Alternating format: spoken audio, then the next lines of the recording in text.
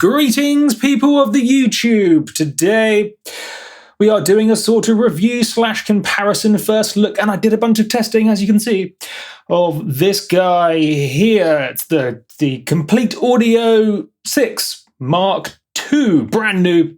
So no, in fact, it's not even out yet. It will be released soon, but I have it early because I'm special and special needs. Not really. I also have the Komplete Audio 2. So that's a side tangent. Anyway, I shall be comparing it to, if I can get the focus right. Get it focus right if I can get the focus right.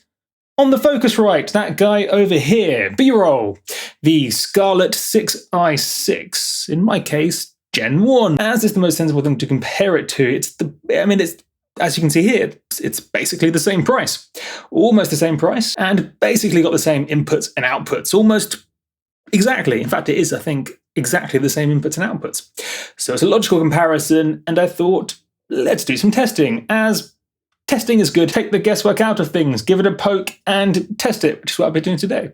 That's why there's chaos everywhere. There's cables running across the room. Things are all higgledy-piggledy. The launch pad isn't even lined up with things, and that makes me mad. It makes me so mad. And there's madness. It's all over the place. The headphones, get out of the way. Oh, but I have done the testing, and that makes me happy. So there's no guesswork, no nonsense of me pressing it and going, wow. I've actually been doing some tests and comparing things. So let's dive straight in. But before the precise testing of inputs and outputs and gain and things like that, let me tell you first impressions of how it feels. How do you feel? Komplete Audio, get out the way, stupid chair. Is that better? Maybe. Feelings. So how does it feel to use? Does it feel good? Is that nice?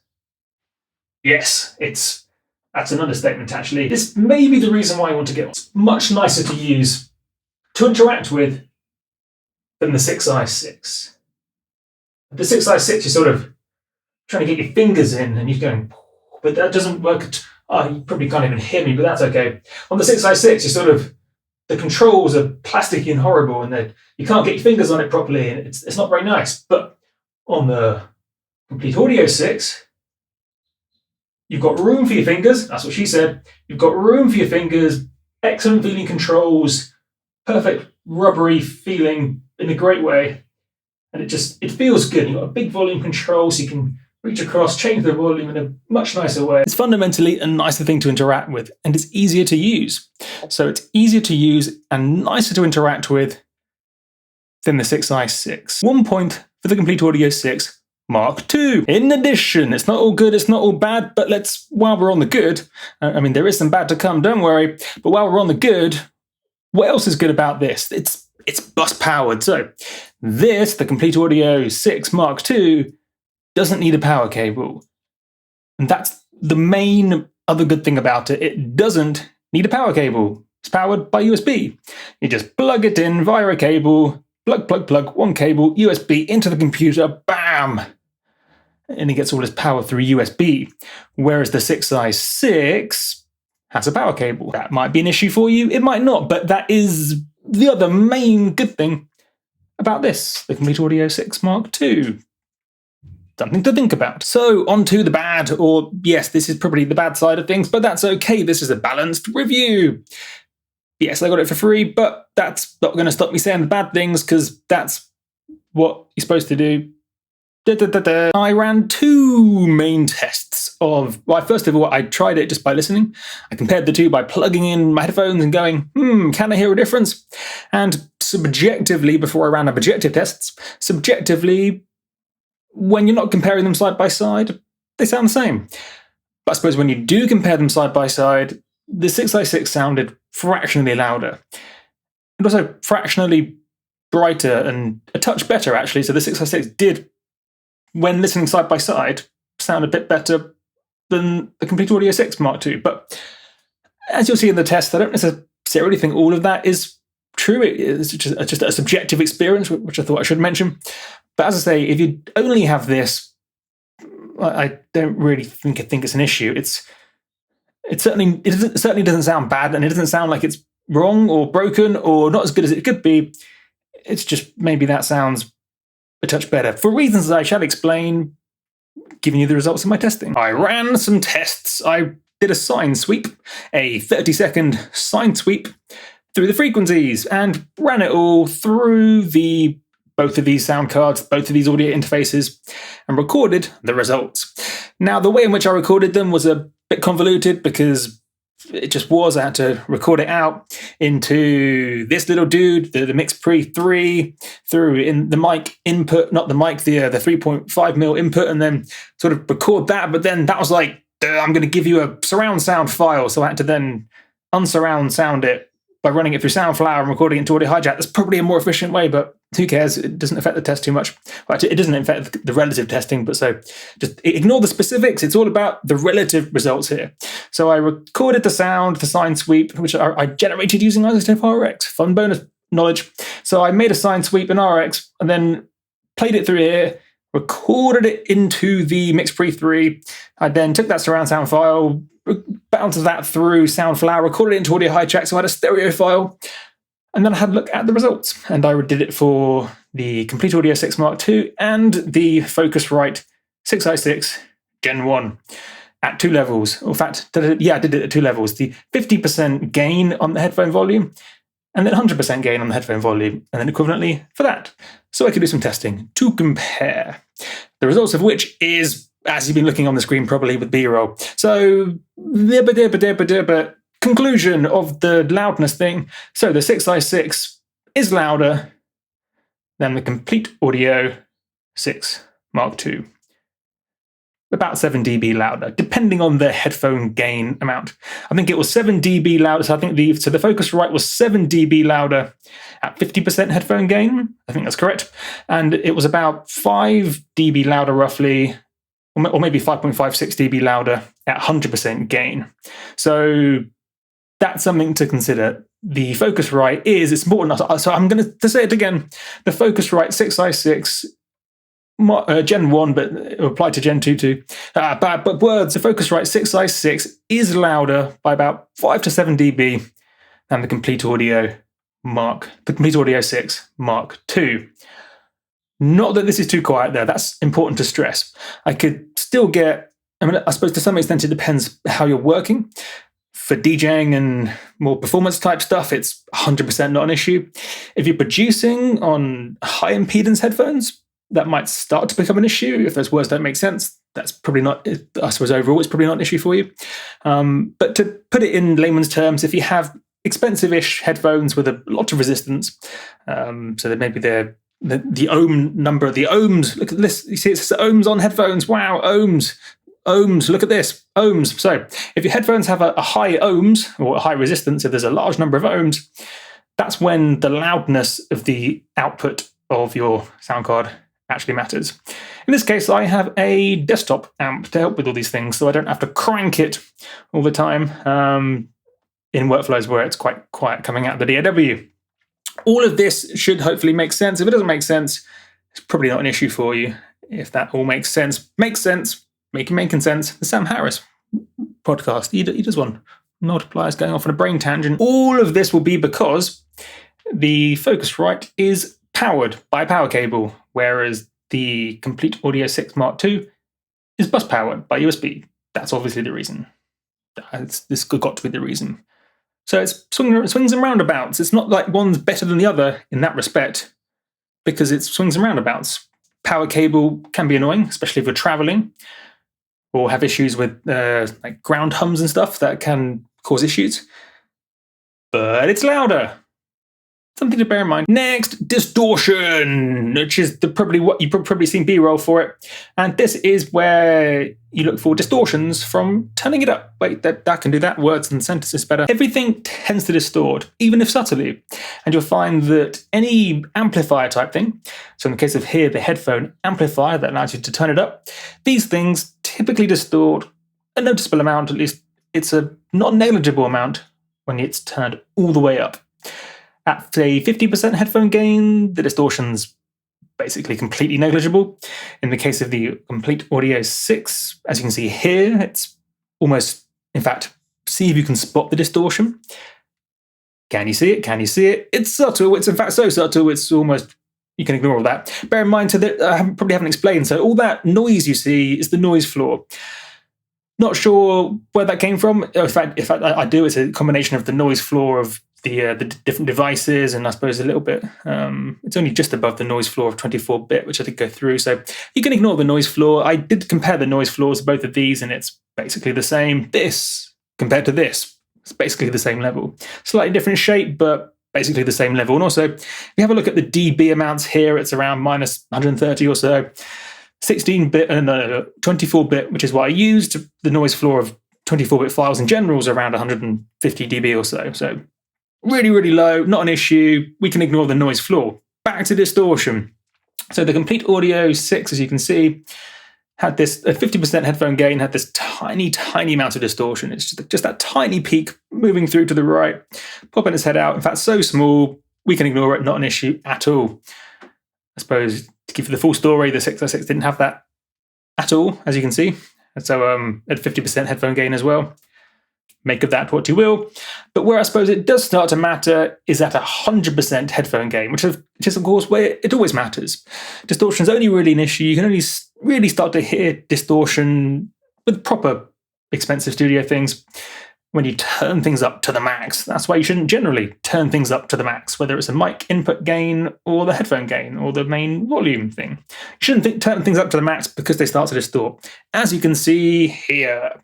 So this is the Komplete Audio 6 Mark II at 100% headphone gain, and hopefully you can see the distortion harmonics. As this signed sweep happens, you can see those peaks running through, and those additional things to the right, those harmonics to the right, come from this box. It's distortions. As I say, it's honestly not that bad. In fact, it does look a lot worse on screen now than it sounds in practice. And bear in mind, compared to like your phone DAC, it's negligible anyway. So I don't really think it's a big deal. But in the spirit of, I don't know, giving you a proper in-depth technical review, you don't get as much distortion with the 6i6. As you can see here, this 6i6 is at 100% headphone gain.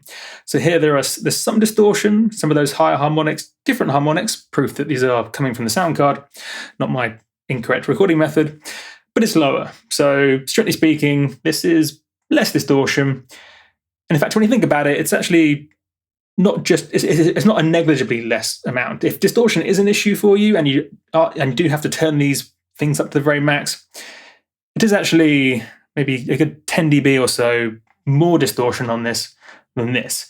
Because remember, this is quieter than this. The Komplete Audio 6 Mark II is quieter than the Focusrite.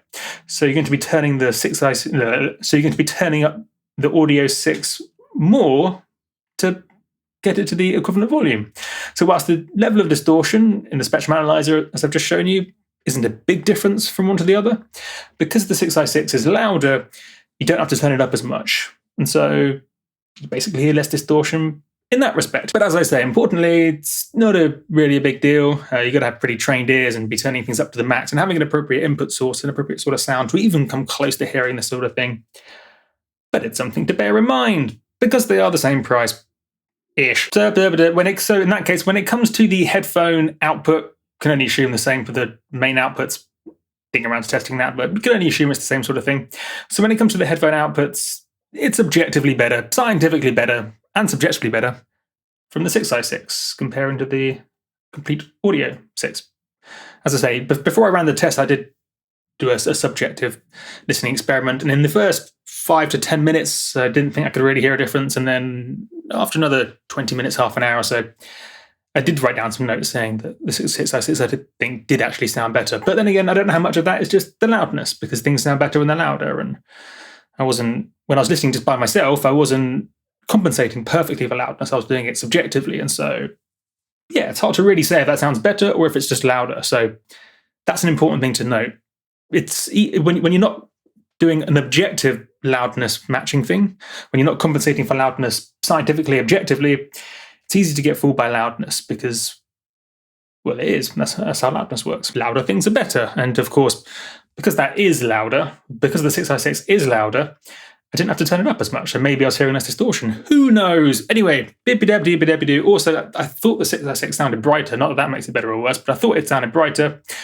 Thought it did. That's not a word. I thought it sounded brighter, but who knows? That could be Fletcher Munson curves and a whole bunch of other stuff. Ignore all that. I did actually run some tests to see if there was a big difference in brightness and frequency response between the Komplete Audio 6 and the 6i6. As you can see here, I recorded like a measurement of the frequency spectrum in Ozone 5, and it's yeah, I'll probably put notes on screen for the B-roll to make sense of this. But the thing you need to take away is that there's no real difference. It's the same shape, as near as makes no difference.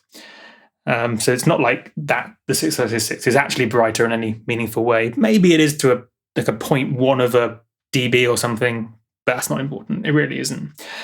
So we can ignore all that. I did the test and they both came out fine. Next is the microphone input things, because you probably want to, if you have this, if you get in a 6i6 or a Komplete Audio 6 Mark II, you're probably going to plug things in. You're going to stick things in the hole. People love sticking things in holes, and some of those things might include microphones, or it could include analogy type vibes. Did some of that testing too. You can see all this is on, so I just plugged it in via the holes. So if you want to plug in outboard gear, whether it's analog or digital but still external or anything like that, it's waggling the finger. If you want to plug things in and sort of make that go into your computer or computer into non-computer thing, you'll need a box like this or this. So plugging things into the holes, how does that work? I ran some tests and it's basically the same. So the surprising thing is it appears as though the preamps on the 6i6 and the preamps on the Komplete Audio Mark 6, they are bad at words. There's so many sixes today, 666. So the mic pre's, which basically turn up the signal, so the microphone has some audio coming in through the cable, and then there's mic pre's that turn it up, so they increase the gain. That's why it's called an amplifier. It amplifies the signal.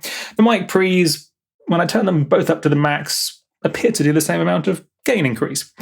Again, it's super hard to do this test to the precision of a dB, but to within a few dB, they're exactly the same. And certainly to my experience and the best testing I could do in half an hour or so testing that particular thing, they appear to do the same amount of gain increase, which I did the test using that, which needs a lot of gain. So yeah, they did a sufficiently good job. I would say, yeah, sufficiently good.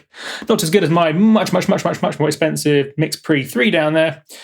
That's, you could buy 4 or 5 of these for the price of one of those. So then that is better, but that's incredible. And that's what like the pro, I mean, even like movie studios use those to record usually. So ignoring that, that's an unfair comparison.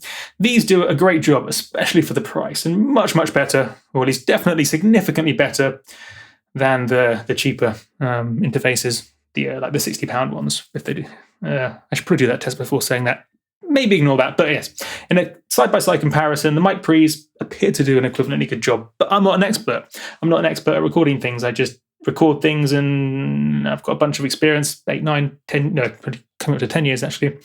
But I'm not an expert. That's not where I spend all my days doing things. Some people do. So if you're super concerned about the highest quality possible mic pre's, probably best see another video, but certainly for a normal user's use like me, and certainly for electronic music, in any normal sense, they're exactly the same. And I think maybe that the noise floor on the Komplete Audio 6 was like 2 dB higher, but again, negligible, because I couldn't actually measure the input precise enough. So who knows? Close enough, absolutely fine. Not a waggly finger.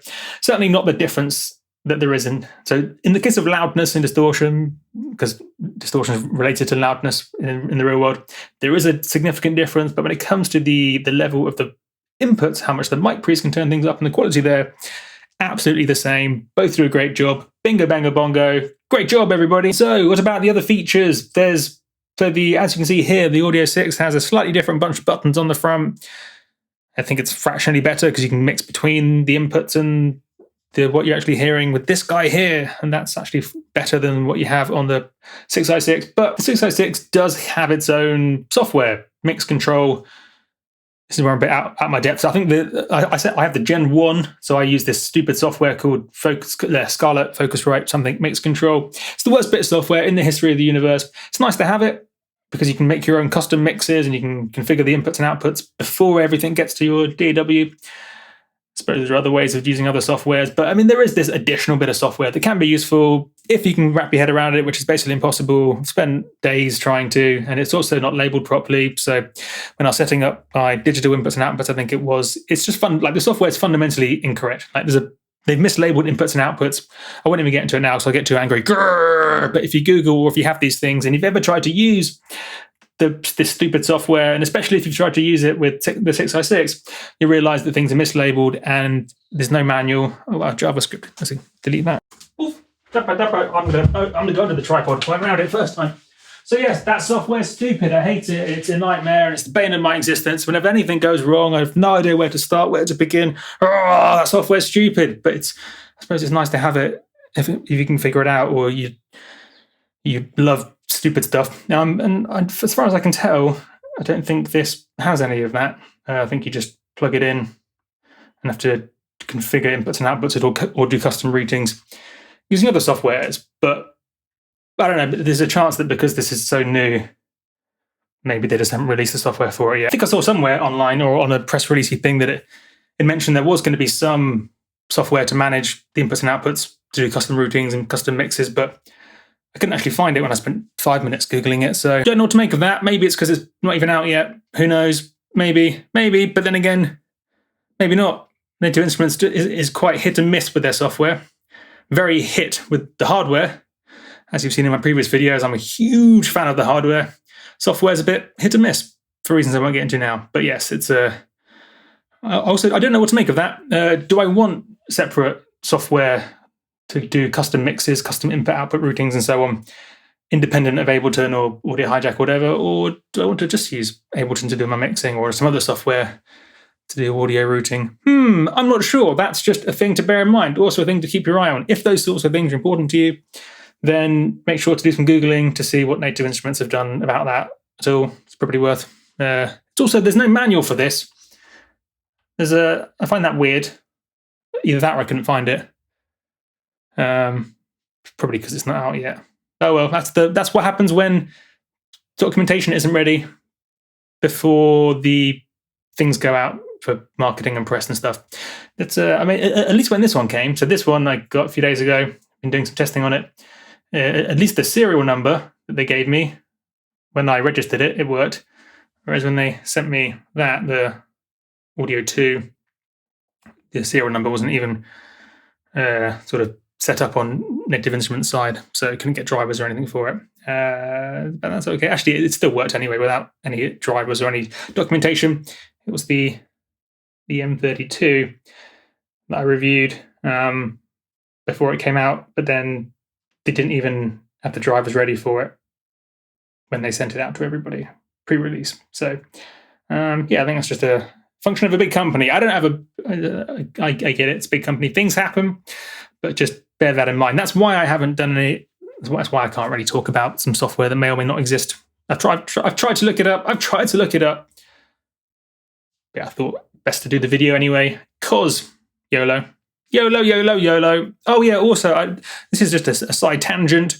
I've got 2 additional things to say. Let me just restart this recording. So latency, for people that know about latency or care about latency, let's compare the Gen 1. This is a bit of a outdated, but let's do it anyway. Let's compare latency for the 6i6 Gen 1 to the latency for this guy. So when it comes to output latency, as you can see, hopefully you can see it with B-roll. As you can see, it's the same.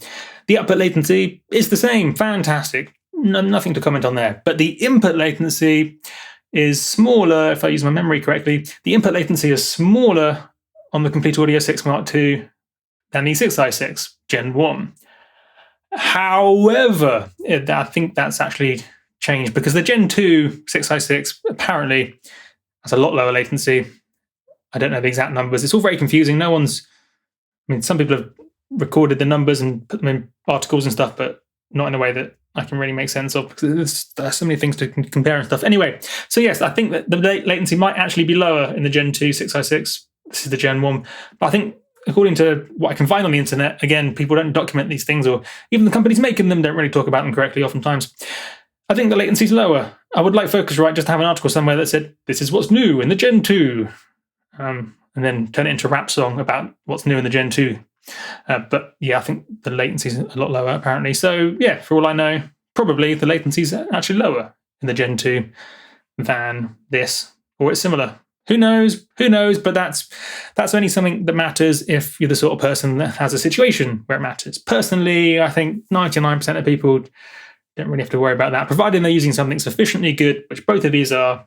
You don't have to worry about latency. What's more important is how you set up your machine and your workflow, because that makes a much bigger difference to latency than the difference between Gen 1 and Gen 2 or this and this. It's honestly, it's not a difference. Don't worry about it. If it is something to worry about, take a better look at your workflow and how you're setting everything up and start there. And only in the very extremest of situations would you have to consider changing hardware to reduce latency, in my opinion. And the final point, which is, I've totally forgotten. Oh, I've actually forgotten this. What was the final point? There was a final point. Oh, no, I've actually forgotten the final point. Oh, no, my brain. Reliability. That wasn't my point, but let's think about that. Can't comment on it. You can't comment on reliability of a new product. Native Instruments stuff in general has been extremely reliable. I've never had a single issue with any bits of hardware. Got loads of their keyboards. You can see one up there, the S-Series Mark II thing, and of course the M35, and they've got a Mark I S-Series. I've got loads of the Native Instruments stuff, and the hardware never goes wrong. The software doesn't really go wrong, but sometimes it doesn't exist. And then sometimes they discontinue support for it and brick your device if you update your operating system. Do see my video on that and why that made me so mad about the Tractor S4. But anyway, that's a side issue. Honestly, you can't comment on that because each device is different. And that's a product I bought 8 years ago, so 9 years ago. So the fact it's not supported now on modern OSs, I don't understand, but I'm sure they have their reasons. But it'd be nice if they told us. Anyway, so yes, I can't comment on reliability.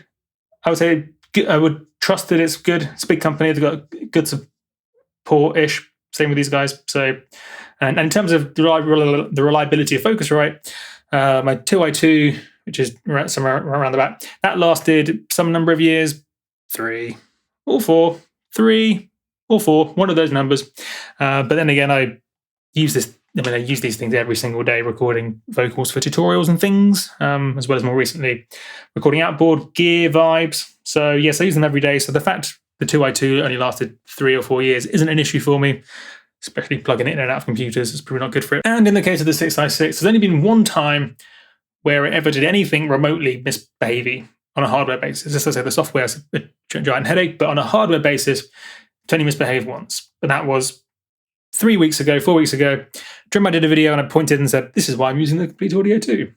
But yes, it just stopped working for reasons I couldn't explain. I spent an hour or two trying to troubleshoot it, didn't get anywhere. Then I plugged it in today to do some more troubleshooting and it just worked. So I think it was angels or magic, or maybe Native Instruments sent some angels, because this, of course, perfectly replaces that in terms of inputs and outputs and price and everything.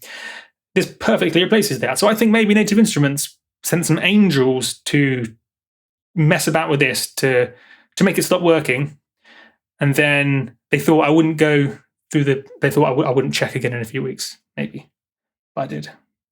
We'll continue that story later, but yes, overall good. This has been a rambly video with some knowledge and testing and things about product objective.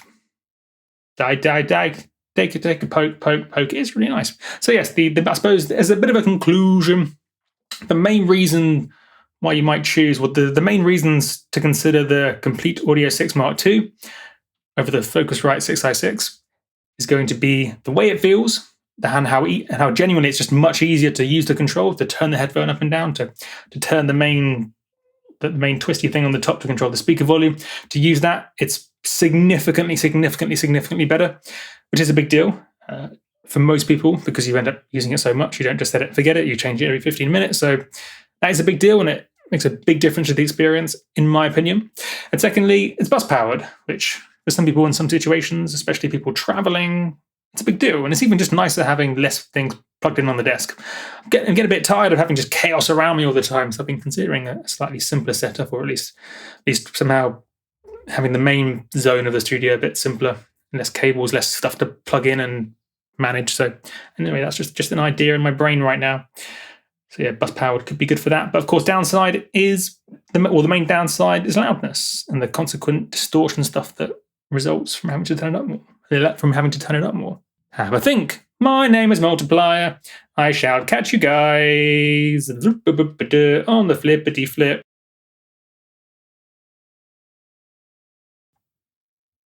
Recording, excellent. Sort of under the tripod, excellent.